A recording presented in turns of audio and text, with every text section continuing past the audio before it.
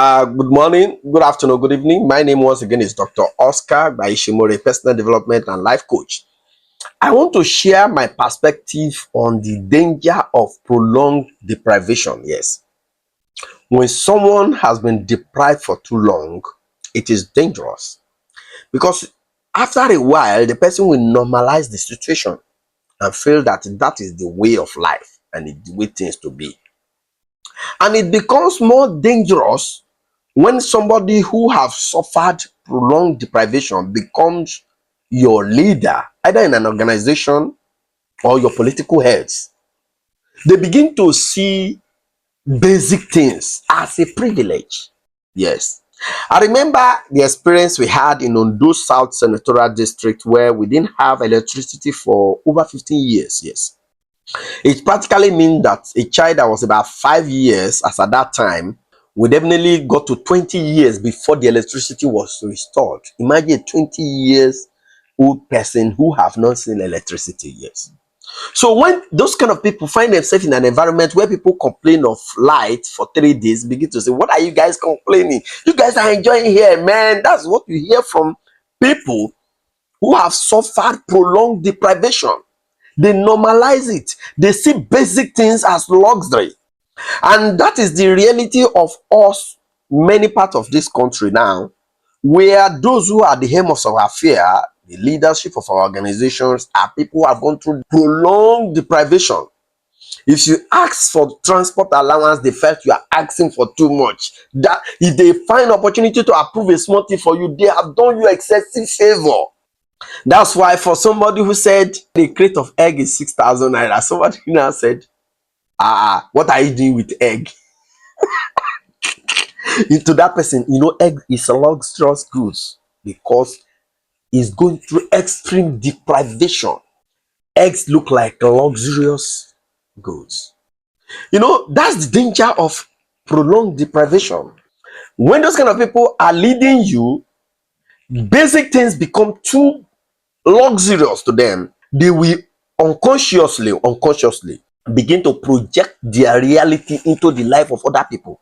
They begin to make you to force you to see life the way they are seeing it. Because things that are ordinarily supposed to be basic, you see it as luxury.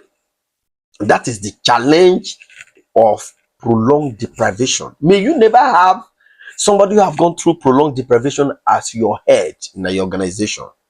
Basic things that you are supposed to get for free begin to look like it's luxury. They begin to see it as a privilege. And let me tell you, it happens in some states currently. There are states that a governor can boldly say, we are just owing only 3 months salary. Only 3 months salary. A governor can just say it in Nigeria. I know of a governor that was removed in last election, was voted out last election, who was owing salary for 3 years in a state, 3 years salary. Those kind of people, because of prolonged deprivation, they will even be proud to come and say, we're only owing 1 year. I mean, only 1 month. Because they've suffered extreme deprivation in their life. So they begin to see some things as luxury. So that is the challenge. When a lady come out to make a complaint, and you begin to wonder, why is she complaining? There are people, because they have lived in open prison for too long, they normalize it. You shouldn't project your reality into others. If you are comfortable living in open prison, not every other person will be comfortable living in open prison.